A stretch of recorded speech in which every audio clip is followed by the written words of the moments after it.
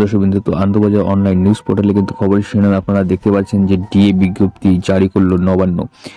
1 জানুয়ারি থেকে কার্যকর সরকারি কর্মীদের নতুন বেতন কাঠামো। তো অফিসিয়ালভাবে কিন্তু এই জন্য নোটিফিকেশনটা কিন্তু নবান্ন তরফ থেকে জানানো হয়েছে। অলরেডি কিন্তু এই ডিএ নিয়ে কিন্তু মোটর সন্তুষ্ট নয় রাজ্য সরকারি কর্মচারী সংগঠন সংগ্রামী যৌথ মঞ্চ এবং আহ্বায়ক ভাস্কর ঘোষ কিন্তু জানাচ্ছেন এটা কিন্তু ভিক্ষার সমান, কিন্তু তবুও রাজ্য সরকারি কর্মচারীদের জন্য কিন্তু মাননীয় মুখ্যমন্ত্রী মমতা বন্দ্যোপাধ্যায় 4% ডিএ, যেটা অফিসিয়ালভাবে কিন্তু নবান্ন তরফ থেকে জানানো হলো। প্রতিবেদনটি আমি বিস্তারিতভাবে এখন আপনাদের খবরটি জানিয়ে দিচ্ছি। সরকারি কর্মচারীদের মহার্ঘ ভাতা দেওয়ার বিজ্ঞপ্তি জারি করলো নবান্ন।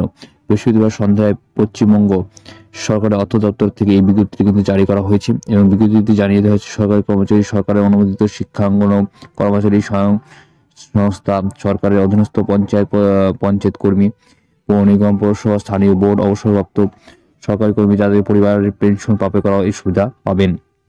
বিজ্ঞপ্তিতে জানানো হয়েছে যে রাজ্যপাল খতিয়ে দেখে ডিএ কিন্তু এই শিলমোহর দিয়েছিল। উল্লেখ্য 21 ডিসেম্বর পার্ক স্ট্রিটে বড়দিন উৎসব উদ্বোধনে কিন্তু মাননীয় মুখ্যমন্ত্রী মমতা বন্দ্যোপাধ্যায় কিন্তু এই ডিএ ঘোষণা করেছিলেন। মুখ্যমন্ত্রী মমতা বন্দ্যোপাধ্যায় ঘটনাচক্রে ওই দিন কলকাতা হাইকোর্টের সংগ্রামী যৌথ মঞ্চের ডিএ দাবিতে নবান্নের সামনে কিন্তু বিক্ষোভের অনুমতি দিয়েছিল। এতদিন রাজ্য সরকারি কর্মচারী 17% হারে ডিএ পেতেন। বৃহস্পতিবার ঘোষণার পর তারা পাবেন 10% হারে ডিএ। আগে 6, এখন 4, 10%। 2024 1 জানুয়ারি থেকে ঘোষণা কার্যকরে হবে বলে জানিয়েছেন। সেই মতোই আজ তৃতীয় দিনেই বিজ্ঞপ্তি জারি করে নিজের অবস্থান স্পষ্ট করে ডিএ বৃদ্ধি করায় কেন্দ্রীয় সরকারি কর্মীদের সঙ্গে রাজ্য সরকারি কর্মীদের 36% ডিএ। কেন্দ্রীয় সরকারি কর্মীরা এখন বর্তমানে কিন্তু 46% হারে ডিএ পাচ্ছেন।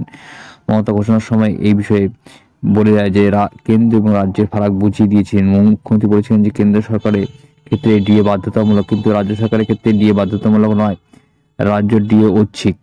রাজ্য সরকারি কর্মচারীদের 4% ডিএ বৃদ্ধির ফলে সরকারের রাজ্য সরকারের 2400 কোটি টাকা খরচ হবে বলে জানানো হয়েছে এবং মুখ্যমন্ত্রী উপস্থিতিতে 3% ডিএ ঘোষণা করতেন অর্থমন্ত্রী চন্দ্রিমা ভট্টাচার্য। আমরা সকলে জানি গত বছর ফেব্রুয়ারি মাসে কিন্তু যে বাজেট পরিবেশন করেছে সেখানে কিন্তু মুখ্যমন্ত্রী উপস্থিতিতে 3% ডিএ ঘোষণা করেছিলেন অর্থমন্ত্রী চন্দ্রিমা ভট্টাচার্য। ডিএ অতিরিক্তে কোঅর্ডিনেশন কমিটির তরফ থেকে বিশ্বজিৎ গুপ্ত বলেন, আমরা যেখানে 40% ডিএ দাবি করছি সেখানে 4% ঘোষণা করেছে। মুখ্যমন্ত্রী কি আমাদের দয়া করছেন? বিজ্ঞপ্তি জারি করে আমরা আমাদের দাবি থেকে সরবো না। ভাস্কর বলেন, সম্পূর্ণ ডিএ দাবিতে আমাদের আন্দোলন যেভাবে চলছিল সেভাবেই চলবে। আগামী 19 জানুয়ারি বড় কর্মসূচি ডাক দিয়েছি। ওদিন আমরাও সরকার এবং আমরা দাবির কথা স্মরণ করিয়ে দেব। তাছাড়া এই সরকারি বিজ্ঞপ্তি দৈনিক 22 টাকা এবং মাসে 666 টাকা বেতন বৃদ্ধি, দৈনিক মজুরি প্রাপ্ত শ্রমিকদের এবং আমাদের দাবি এর থেকে অনেক বেশি দিতে হবে।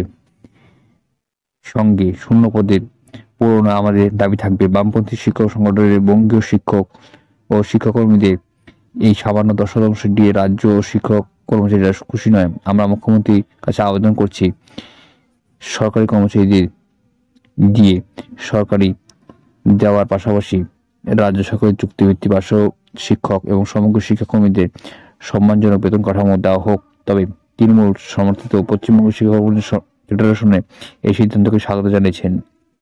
সংগঠনের আহ্বায়ক প্রতাপ নায়ক বলেছেন, মুখ্যমন্ত্রী কথা ও কাজ মিলে রয়েছে, তা এই বিজ্ঞপ্তিতে প্রমাণ করে দিল। বিরোধী সংগঠনগুলি কি বলছে আমরা জানি না। বিজ্ঞপ্তি জারি হয় আমরা সরকারি কর্মচারীরা খুশি, তাই তাকে আমরা অসংখ্য ধন্যবাদ জানাই।